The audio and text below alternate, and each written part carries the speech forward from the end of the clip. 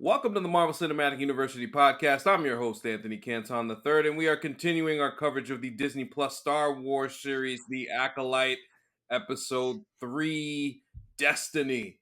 And the destiny of this podcast is to be on Patreon, patreon.com/MCUniversityPod.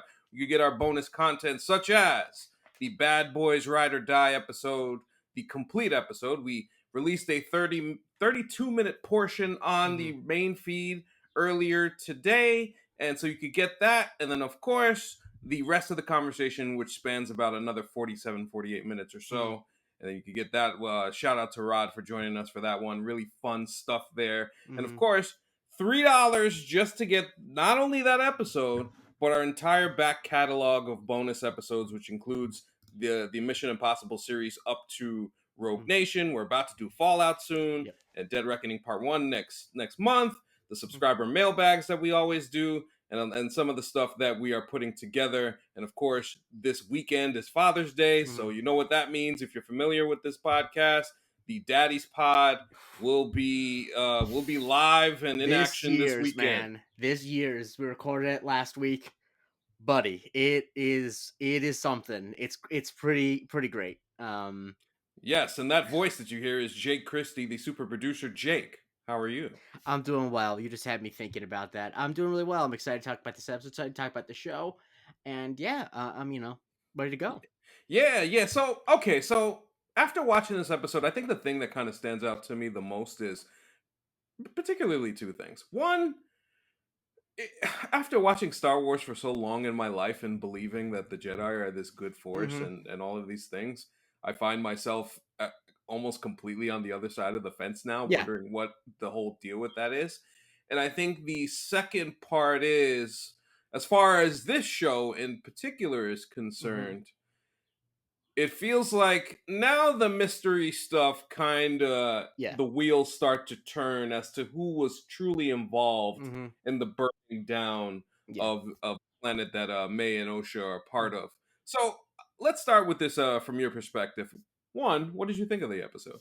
I thought it was interesting. I mean, from a general perspective, I didn't love that we kind of the momentum was taken out. Like, I think as a standalone episode, I liked it. I didn't love it coming after what we just saw. Yeah. I'm generally not in favor of like full flashback episodes. Now, I'm not going to question it because I don't know what's happening next, but generally speaking, I like when a flashback is kind of doled out over time. But if you're going to do it, do it. And I think as a standalone story, it was well done. And I think there's just a lot of stuff that was really interesting. We were introduced to a whole new idea with the Force, and I think that's really, I saw a lot of people complaining about it, as people want to do with Star Wars. But I think that an important part of it, which I think is drilled down here, which is not discussed often enough in Star Wars, is that, like, I think a lot of times in Star Wars discussions, the way people think about Star Wars, people act like the Jedi invented the Force. But no, the Force just exists all around us. And so, like, of course the Jedi don't have a monopoly in the Force. Of course because it's not a thing. They're just tapping into it. And so, of course, they're going to be, other societies that have the, and so I thought that was really interesting. And I felt like, you really get the relationship well between these two characters. And, I thought it was just really well done for establishing all this stuff really quickly and introducing us to a new side of the Force that we have not seen before. This is an interesting interpretation, I feel like, of Star Wars generally. It's a Star Wars show, but it's not Star Wars, technically speaking, if you just go on based on how they're trying to establish this kind of new ground that we're going on in terms of the timeline and going all the way back. I think what is really, really good about it, the positive that I will say more so for this series to this point, is its ambition. Its idea on its face to kind of paint this perspective in a completely different way. And I feel like they're continuing on that with this episode as far as the witches are concerned, opposed to what the Jedi think. And in most cases, we would look at it distinctly from the perspective of the Jedi.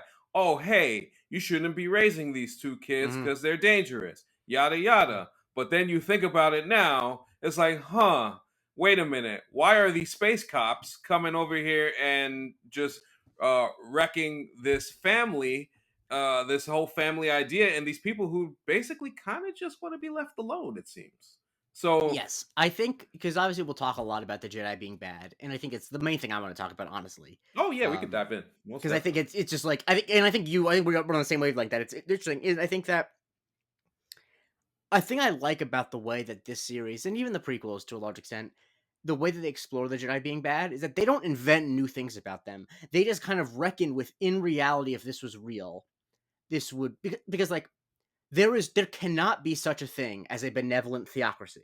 And the Jedi are a benevolent theocracy. You can't have a state that is based that is runs in tandem with a religion that allows for freedom because people are going to want to express other religions. So like the Jedi seem good and what we see a lot of stuff, but it's like it's actually impossible. It's a square peg in a round hole. You can't have a like yeah sure if your way of believing in the Force is the Jedi, I'm sure the Jedi seem great and fine and dandy, but there are going to be people who disagree. And so to see the way that like it is really not dissimilar at all to real life religious persecution, where it's like, Oh yeah, especially because of, I mean, the fact that they believe in the same thing. It's kind of like religions in our world, where it's like, wait, you guys believe in most of the same books, but because this slightly different thing, you're being persecuted. Like it's like, oh, these people are controlling the Force. They have like their own weird rituals. There is nothing on its face that the Jedi should be worried about necessarily, but because they don't control it, they're worried about it. Which like that's what happens when when your government's tied up with that stuff.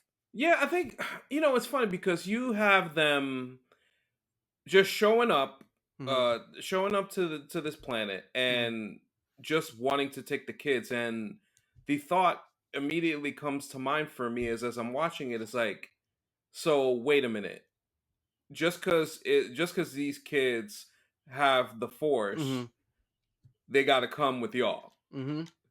y'all got to become Jedi, Hmm. or else like it's gonna be an issue. Like you can't practice this particular way, the thread, Yeah, as the was thread. stated in the episode. Hmm. And when you look at it specifically that way and the way that it's presented, you realize everything not only you just said, but just the idea of what being a Jedi is, and why we get the sense of this show's ethos is the uprising of the Sith, and where Yeah. that comes from and why they operate the way that they do. Hmm. Without Hunter did a great job of talking about the extremes last week, Yeah. and we are seeing in Hmm. full form, and this is what they're doing really well on the show, is they're showing in full form the extremities Yeah. of what the Jedi Order is. And it's supposed to be on his face as we're supposed to feel like Hmm. comfortable and good, but it doesn't feel that way at all. No, and I think we also are seeing the perspective of people that the Jedi act upon. We're always with the Jedi in previous installments, or like we're sympathetic to the Jedi, but inevitably there are going to be people who are against the Jedi, and they're not all Sith. Because think about it this way, if Mm, according to all the characters in the Phantom Menace, the Sith haven't been around forever, that means the Jedi have been just busting heads of non-Sith for a while, you know? yeah. And sure, some of them are the Trade Federation who are annoying and, they do need to have their heads busted up. But there are a lot of people who are, on the outer, all these different things. And so there's a level of, like, when Luke is like, I'm going to rebuild the Jedi Order, we're like, well, we trust you because we know you're good. But the moment that you're institutionalizing anything like that's kind of like the thing about it is like, they're like codifying rules about these weird religious ceremonies. So like if you're going to try to codify rules about a weird religious order, of course you're then eventually going to have a law where any kid can be taken if they have the Force, because like you're trying to fit religion into a lot legal. So it's like it would basically be like if the U.S. Army was allowed to be like, wait, this kid has good hand-eye coordination. He's coming to the Naval Academy. He can't be here anymore. Like it's crazy. Yeah, the kids have to have this power, but they can't have this power. Yeah. Is essentially what they're saying here. And I think just the uncomfortable idea of when they took a blood sample from OSHA, I was like, oh yeah, like just like simple stuff like that. And they're Is not saying the M word though. They can't say the M word. yeah, yeah, Midichlorians. They can't say it. right. So when you have that presented as it is, it just paints this picture that we're gonna get a little bit deeper into what not only caused this entire burn down, because it's clearly not just May No. and what happened Mhm, towards the end of the episode. So I mean, we'll get to that portion later, but the the ideology of the witches mhm, was interesting, and Jodie Turner Smith's character and the way that she explained the thread and destiny and what that means, mhm, that was some fascinating stuff too. How did you view these people here? Because you have these two moms mhm, who created these children. mhm. That's an interesting question on its own. Yes. Like, how did that happen? I feel like we'll get an answer Yeah, about that at some point. But just the way that they operate, they want to kind of stay out the limelight. They don't mhm. want to bring too much attention to themselves. How did you view that? So on the one hand, like it's weird in a way that makes me uncomfortable because any sort of like tightly guarded religious order makes me uncomfortable because I live in the real world.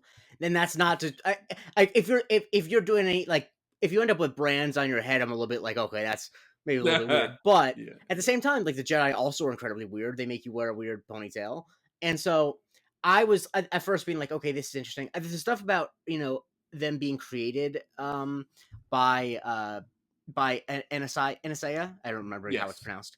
They call her mother the whole time. It's close enough. Uh, that obviously like that really ruffled a lot of feathers of Star Wars fans because famously, I don't know. Honestly, I don't know how deep you are on the Star Wars lore. I always forget, but Well, I know a lot of what prequels part? lore that famously Anakin was like created with just midichlorians. He had no father. Right, that's the thing. That's the heavy thing that's always been going around as far as that's concerned. Yes, So and like the working theory that most people believe is that Palpatine was the one who did that. He orchestrated it, and so a lot of people will be like, "Well, that means that Anakin's not special anymore because he wasn't the first." And it's like, well, maybe of course he wasn't the first. I mean, wouldn't be the first time that an old white guy took credit for something that a black person did and said he was the first to do it. Let me just say that. But no, I think that I like that as an idea because it also it challenges the idea that the Jedi or even the Sith are the only ones breaking new ground in the Force. Um, and I think that we really don't know what their higher purpose was supposed to be. Obviously, we're going to get to that, but like you're right that they just want to be left alone. But also clearly there's something else that they want to accomplish because yes, why would they, create two beings out of the force,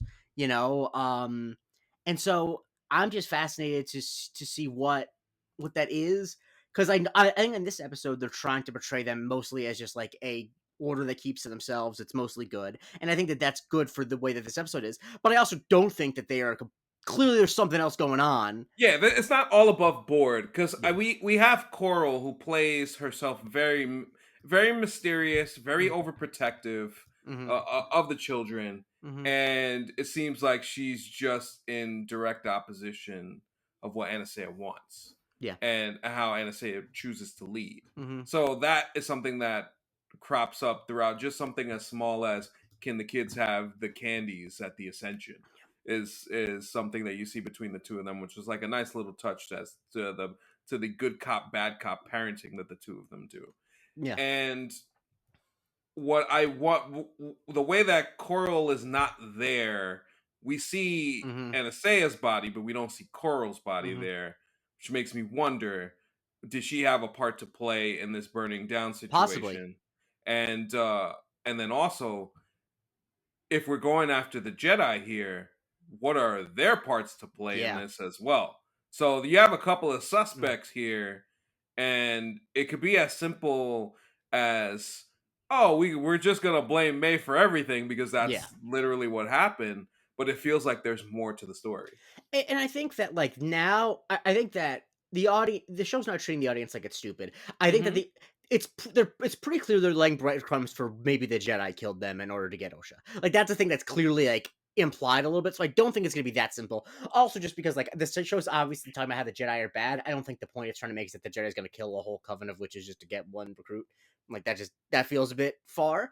Yeah. But like I think there's something going on, and I think your point about Coral not being there is really interesting because as you mentioned, like the push and pull, there's obviously the good cop, bad cop parent thing, which is both like real and in its face, like that's just a real thing that parents do.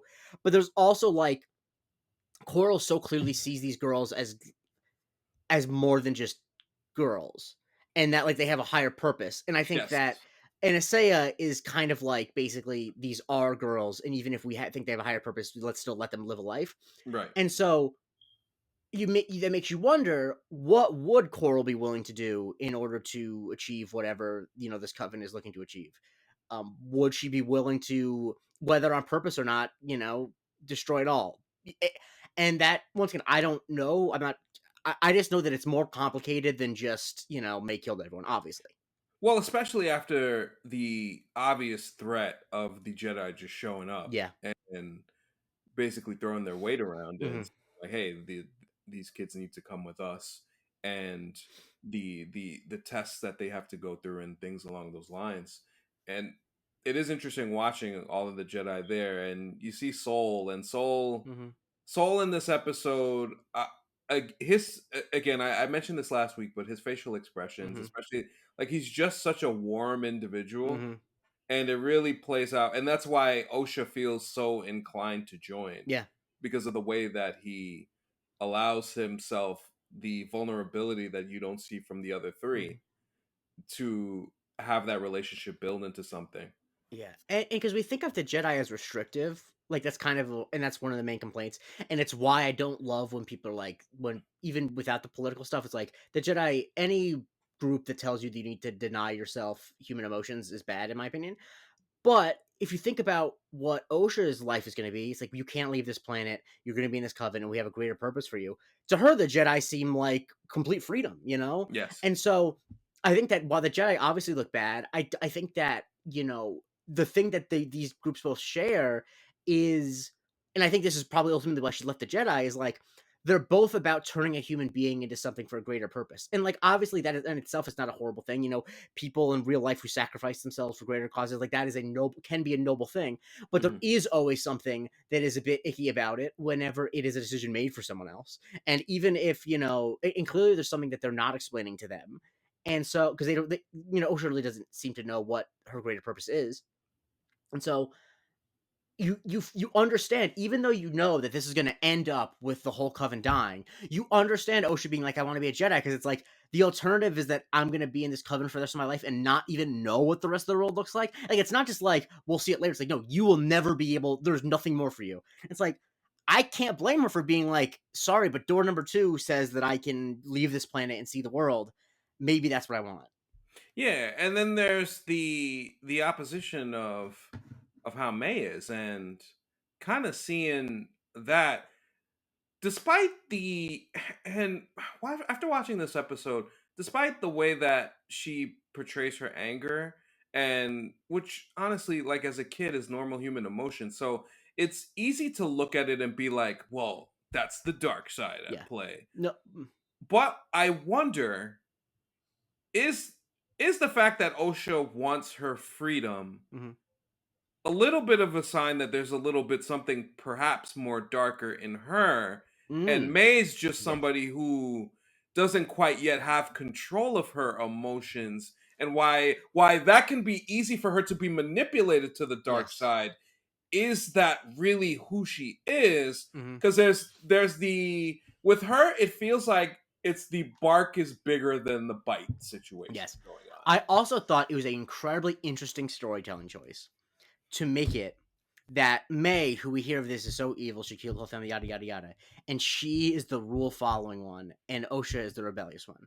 Because you would Yes. think it's the opposite. You think that Osha's like, oh no, please stop. It's like, no, May is a goody goody two shoes, and that, while I obviously don't think she killed everyone, you can see how that both makes her more manipulatable, because she's not an independent thinker in any way. Yeah. Not in any way, that's rude. But she's like, she craves the structure and the rules, and I can absolutely relate. My twin brother, twin corner, when my twin brother never really was rebellious. Unfortunately, none of the Christie brothers really are adventurous people, but I definitely was the most biggest rule follower of the three of us.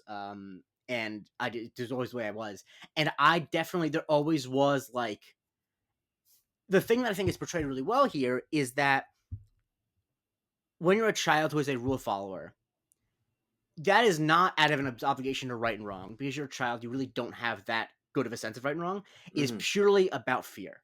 that it is a fear. You follow the rules because you're afraid of what happens if you don't. Not just that you'll get punished, but you're afraid of like the real world, this, that, and the other. So, and Yeah. I can tell you, I was a child and as an adult who's basically too dictated by fear, and so whenever my brothers would be doing something even vaguely outside of the rules of this, I would be terrified for them because like you're gonna get in trouble or you're gonna get hurt, you're gonna get that, and I would get angry at them. But I think that that is like the really clever, not clever, but like emotionally honest turn is that she burns the door not just because she's like, oh, I'm so mad at you, because she's afraid of losing her sister. It's a fear. Yeah. This fear will make you do a lot crazier things than like just pure anger, especially as a child. Like she doesn't know what to do with the emotions in her head. So the only thing she can do is to think, light something on fire, which is obviously a little extreme, but like, fuck it. They're the only two kids. They're the only two children there. Well, I mean, Yeah. I mean, that's the first. I mean, when the way the episode ends is her, looking for Osha. yeah. That's the first thing. So that bond is clear, and it's also clear that Osha kind of wanted to get away from that and live her own life and do her own thing. Now, granted, going to the Jedi is an interesting choice as far as that's concerned. But to your point earlier, that looks like that I get to see the galaxy. I get to do different things, like all of those things that are pointed out from Osha's point of view really make this, as this story continues to unfold, I I'm very curious to see how they play it because I feel like there's more gray area in both of these characters than would meet the eye at the outset. And while there's so many things going on, we don't know who Sith Man is and the fire situation, who did what and how this all came to be, the Jedi, all of that is one thing in itself, but these two particular characters, they are going to be the ones that ultimately tell this story and decide why this goes down the road it does. And I think that is the most interesting part of this series to this point for me. Yeah, and I think the thing that's great about it is that like people very rarely like there's a great quote, I forget, is a political philosopher, and I apologize, I'm not well read, but basically saying that like your political ideology is actually more of a reflection of your personal like be the way you are than it is actually like your beliefs. And so like I think it's much more interesting to make this conflict and the thing that divides them their relationship to each other instead of like May read a lot of books about the Sith and she really believes it. It's like that's not how people Hmm. work. Like the joke I've heard said before is like, people who are fascists were bullies before they were fascists. In the way that like May was an acolyte before she became an acolyte of a Sith. Like that's the way she was as a person. In the Exactly. same way that Osha was, the same part of her that made her weary about, staying in the coven the rest of her life is also what made her want to, jet set around the galaxy, fixing ships instead of being a Jedi. And so making these things like personality based instead of like, you know, Sith versus Jedi. Because like once again, people don't kill each other about like it's much more visceral than that. And so I really like that at its core a story about two sisters and because we can relate to that. I have no fucking opinions on the Trade Federation, but I have opinions on what it would be like to lose my twin brother. Yeah, I think that family element is important. I think where Soul fits into this between the two sisters is going to be something that you got to watch play out. What is Indara's role in terms of not only what happens here in this flashback, but I want to get more on why Osha left and why Indara felt that she needed to leave. Yes. There's something that feels like it's there. I'm glad we got to see Carrie Ann Moss again, Hmm. and using the flashback in this way, from that standpoint is good. I do agree with you from the momentum Yeah. standpoint of the first two episodes. Is you felt like you have something really going with the show, Hmm. and it feels like they hit the brakes on Yeah. on everything and said, okay, we want to, this is kind of like a reset up Yeah. because this normally from a TV structure standpoint is a flashback that you get towards the latter half Yeah. of the season. Mhm. So this was a bit of a surprise that we got this early, but I also feel like this is now something that we are going to be revisiting Yeah. as it goes going forward. Yeah, So clearly this is like the pivotal thing that this is all about, the secrets, Once the artist formerly known as Tormund drank poison because he was so ashamed of what they did. Like clearly something went down. And so I mean my complaint such as is its complaint, and I don't know what's coming next. But I would actually would have preferred it if this was like 25 minutes in between like an opening where like we see some stuff from the present and then we flash back. I don't love that we completely have no idea. I just want more. I want to keep it fresh in our minds what's happening in the present as opposed to just fully doing flashback. But that's I'm sure next episode when they're back in the present and I have this better context, I'm not gonna mind it as much.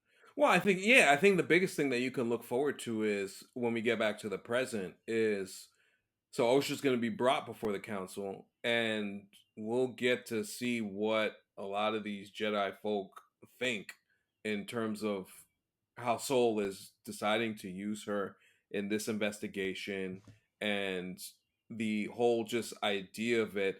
And honestly, the Jedi's views, because as we have stated and as we have put, the Jedi kind of suck. So if that's the case, I want to know into why even more that they're so dug in to Mm-hmm. these ideals. Mm-hmm. And I feel like as this goes on, we will see, and then we'll be able to question or critique even further as to why they are the way that they are. Because Mm-hmm. I think it's important. It's always important because it's easy to go good people good, bad Yeah. people bad, Of course. but the why will always kind of tell you like the differences and give you kind of the context and the gray areas that Yeah. I think that are important for a series like this, and I Yeah. do think that's the point of the series. So I am pretty confident that we'll get that And answer. I think more than just that, like I think that it's gray areas, and I think the series wants to explore, which I think is an incredibly like it. It feels like Star Wars has always been. This feels very relevant to like modern day in the way politics exist, and I think the thing that it feels relevant about is like not just that there are gray areas and there's no one who's just good. It's like what I think there's a thing to be examined of when the people who are supposed to be the good guys allow tiny injustices in order to maintain power, that actually makes it easier for the truly evil people to take over. That like that you can't kind of negotiate. You can't be like, you know what? It's easier for us to maintain power over this galaxy if no one else is allowed to practice the Force except for Jedi's. Like that's a slight injustice, but that prevents the Sith taking over. But in reality, doing things like that actually just make it easier for the Sith to take over because you create resentment, you create people being against you. I think like that is a really relevant thing of like how do you it is a question since the idea of being a benevolent government has ever existed in the history of man. The idea of what do you do with people who disagree with you is one of the biggest questions. And I think that this is showing like what you don't do is arrest people for practicing another religion because that it doesn't end well. Clearly, Yeah, two of these four Jedi are dead, and there's a Sith on the loose, etc., etc. it's why I mean honestly, it's why Andor is so good because you watch Rogue One and you're like, man, this Cassian dude, he seems like he's really like at the end of his wits. How does he get to this point that he's willing to sacrifice himself? Mm-hmm. And then Andor is like, oh, this is how terrible the Mm-hmm. Empire is, actually, in Yeah. all actuality. So being able to see that on the other side of the coin, I think is kind of the perfect representation of what Star Wars is and should be, where you kind of see where one side having all of the power is there has to be some type of balance, or else there will be an uprising and there will be war. And this Yeah. is just and this is kind of the history of everything. There will always be war when one side has too much power, and nobody is ever the side that's in power never realizes it until it's too late. Yeah, exactly. And I think it's, I think that that's what makes it interesting because I think like the explanation for why the Sith were able to come around by the time the prequels happened is not just oh Palpatine was extra smart. It was because they didn't see him coming, and I like that we're seeing some of the reasons why. Like it's not watching this, it's not really a surprise that they were unable to deal with the threat because like they're just not. they're way too rigid to deal with a threat like that. Is the thing. Yeah, it's very robotic, Yeah. for the most part, and that's where besides the two sisters, Soul's character clearly feels like the one that where he lands and where his character goes is probably going to be the most interesting Uh huh. out of anything else because he seems like not necessarily as to somebody who could be corrupted, but just in the sense of like this is a good person. This is a fundamentally Mm-hmm. good human being who's trying to do the right thing, but also do it in a way that doesn't hurt the people that he cares about. So when the Jedi push back on that, what's he gonna do? Yeah. That's where this series ultimately that's where the intrigue and the fun more Mm-hmm. so than anything else lies for me. Is there any other story beats or character little No, inclinations that you saw in this episode I don't that know. intrigued you? I was just intrigued generally with the stuff with the witches. I think that Maggie Lovett, friend of the show, wrote a great article about Oh yeah, she did. Yeah. about the anthropological way of looking at it, and people are mad at her as people want to do with when a woman says anything about Star Wars. Um, and so, but I think that the points she makes about like the ways that it relates the ways that it relates to the way you anthropologically look at a religion or society, because I think that she made a good point in responding to one of those people's mad at her. It's like, you know, in so many words, like storytelling in a lot of ways is fictional anthropology. And so I think that this was the way that this was approached was clearly like trying to build a society. And I don't know, I also love I like I think it's funny too that there's so much people getting up in arms about Osha mentioning that she had two mothers, and it's like, yeah, well, she was created with the Force, so like it wasn't even like a political statement. It was just like, yeah, she has two mothers because there was no father involved at all. The thing that you learn the most about when it comes to this form of media, and it was funny. I think it was Eric Kripke with the boys the other Hmm. day, who he couldn't help it. He was like, "It's crazy that I wrote this show this way, and people are still thinking that Homelander's the hero." Hmm. It's just like incredible stuff. So when you view how people view this medium and how they take it, it just goes to show you that people do not understand what they're watching. No, not at all. But I think that I think for every person online who's an idiot, I think that there are five people who aren't online who get it. And so, Yes, especially the people who listen to this program. absolutely. And so I think that, I'm not too worried about it. I think that knowing Star Wars fans honestly are like a very small minority. And so, it is what it is. But I think that you're absolutely right. And yeah, so funny that Kripke had to say that. I just don't understand. I mean, I do understand it. It's just, I I do, but I don't like in like, no, the for the life of me. I understand how people could root for Homelander because there are people who exist who are bullies whose only desire is Yes, to have power over other people. yes, I don't understand how those people could try to rationalize it as anything but that, though. That's the guy I can't understand. yeah, It's yeah, like fine, like yeah, I'm sure you identify with the guy who just uses laser eyes to kill anyone who mildly inconveniences him. I've met shitty people before. I'm sure that there are people who feel that way. But like to say it out loud and act like it's actually like a political statement. I mean, I know I am just describing the whole MAGA movement in general, but still, it just is like, what the fuck yeah. do you mean?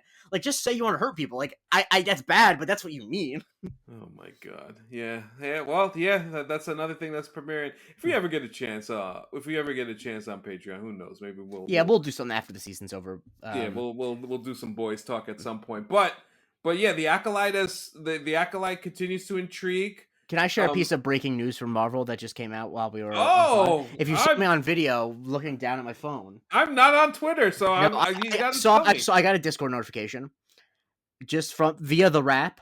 Jan Demange is no longer directing Blade. They lost another director.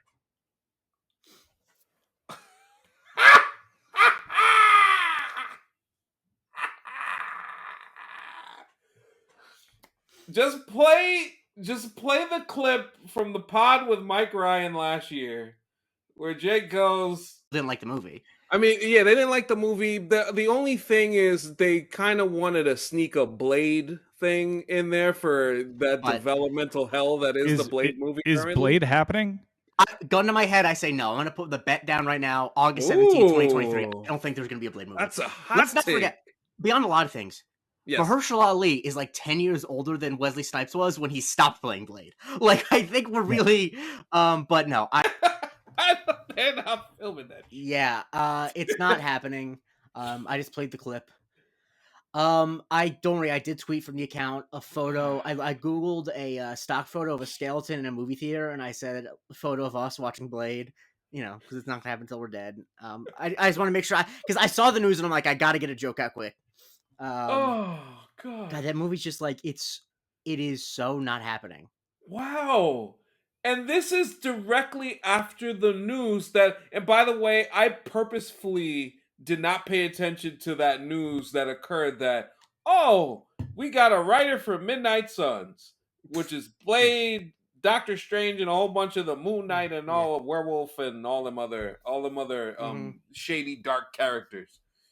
And I didn't pay attention to it because I have to say, after hearing everything about this is getting rewritten Yeah. and this is getting written over here and they're doing this over here, even I gotta say, like, yo, I don't know. You know what? I Writing announcements, directing announcements, that and 275 will get you a ride in the subway. I don't care.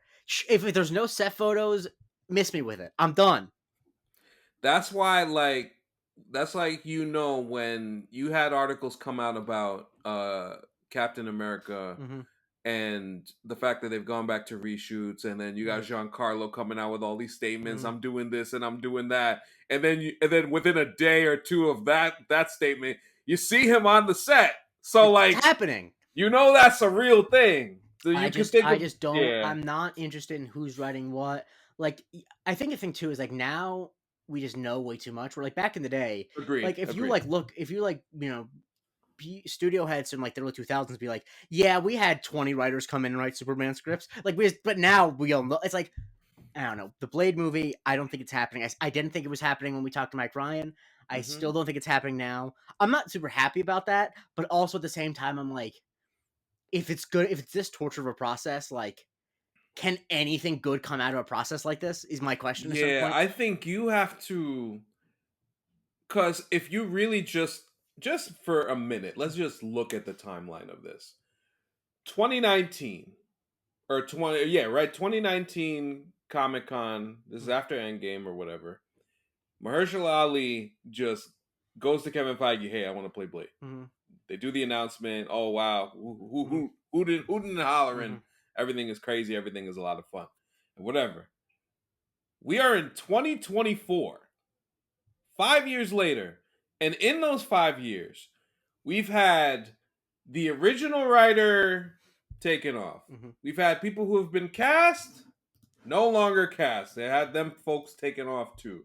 They brought in Nick Pizzolatto from True Uh, Detective to and write some of this and you stuff. know damn well his leather jacket budget was like $1 million. Exactly. Exactly. So you have that happening. Then you have the we're gonna bring in Mia Goth as the main villain. It's gonna be a Dracula's daughter thing, and it's gonna be that and that. It's a period piece set in the 20s. Now we're in the future. Now we're in the present. Now we're changing writers left and right. The original director, by the way, I forgot even saying that the original director left. He said, "Nope, I'm good. I can't do it." And then and then in the articles, they Uh-huh. blamed him for it. Mm-hmm. They said it was all his fault. He sucked. He wasn't any good. Mm-hmm. This is a good decision for Blade. I remember that from Yeah. 2 years ago. It's so toxic. I don't like there's just no way it could be good in my I mean it could be good, but like this is just so noxious and it just feels like this because obviously like I said most of the time this type of thing wouldn't be a huge public spectacle because nothing's been like the MCU before, but like this feels like when you hear about a movie that cost $200 million sucked and lost a ton of money, this feels like it's like and of course it took 5 years to make and they went through 3 directors and after they got through 3 directors because what happens with studios is when this much shit happens with a movie they start to say well now we spent too much money on it we have to do it and you know the thing about that is you don't you don't have to. The sunk cost fallacy it's a fallacy. You don't. They can just walk away. They don't need to make a Blade movie. Once again, Blade's a great character. I think it would mean a lot if there's Blade. But my opinion is, you go through these, go a couple more years, This is and unbelievable. I just It's believable, but it's He's unbelievable. a half vampire who uses swords to kill vampires. How hard could it be? Dog, like they are doing too. There's too much is happening around this movie. I don't know whether to think what Mahershala is thinking right now as far as that's concerned, or whether is he part of the problem. I like honestly, I I don't don't know. know. I'll say this. I think it is hard for me to imagine that he is completely not part of the problem because he is the only he is a constant and a lot. The reason I say that is because whenever they talk about positive developments, like, oh, we're bringing on to fix this, it's very much, and Mahershala's idea was to bring it on to rewrite the script. I'm like, if you're that involved in when like we're making positive changes, then I can't fully say you're not involved when the negative starts happening. I can't. I'm not. I don't know, but Right? it's just like you know what I'm talking about. When they brought in Nick Pizzolatto, it was a big thing. Like Mahershala wants to bring him in, and if that Yeah. didn't work out on some level, Oh my god. You know what it is to bring in like 55,000 different fucking writers on a movie, and they're still trying to figure out what the process is. Like, come yeah. on, man. I just What are we doing? once they said Delroy Lindo as Whistler, I'm like, great, that's a go picture. I don't care if you have 3 pages of the script, it's gonna be good. And they're like, no, we need to rewrite it 7 times. I'm like, what the fuck are you talking about? Delroy Lindo as God. Whistler, you have my money. Oh, oh man. By the way, this thing was supposed to start filming this summer slash fall. Good luck with Yeah. that. Hopefully they have Louis Leterrier's number to take over. And on that note, we close out our acolyte slash blade I'm glad I was developmental able to give you hell. that news. I Oh, saw it come down the wire, and I'm like, I know what we're talking about after the acolyte. is so perfect because me trying to be the consummate professional, just like I'm not looking at anything. I'm Yeah. locked in on this I conversation. apologize. I can't help myself. I saw the No, alert, and I'm like, it's I great. gotta. I love it. I love it. No, that's not anything on you. You be locked in on the news while I'm hosting this bad boy. I appreciate you, man. I'm glad we were able to talk about this. This has been fun. So we will be back next week with Acolyte episode 4. Should be a lot of fun. Jake Christie, our producer and co-host, our pal. Where can we follow you and find you, my You friend? can follow me at Jay Christie and listen to my other podcast, Love It First Psych, where me and Andre Barrera are talking about the USA Network original series Psych. Wonderful. And you can follow me on Twitter at AnthonyCanton_3. Follow the show on all platforms at MC University Pod. Subscribe to the YouTube channel. Continue to get those subscriptions up. Like, subscribe, and comment, all of those things. On the Apple and the Spotify, make sure you make sure you review, make sure you're following the show, give it 5-star, 5-star, 5-star, all of those things. And as I mentioned at patreon.com, MC University Pod, we're doing some fun stuff over there. We're about to do a little bonus something on something else in the next few minutes. And yeah, just we got the Bad Boys Ride or Die conversation was a fun one with Rod. If you want to check that one out, just $3 to get that, and then get in the Discord and have fun conversations. As I'm sure the Discord is popping with right now that I'm about to check out since this Blade news happened. Mm-hmm. But yeah, appreciate everybody for listening, following, and supporting. We'll be back next week for Jake Christie. I'm Anthony Canton III. This has been Marvel Cinematic University, and we will talk to you next time.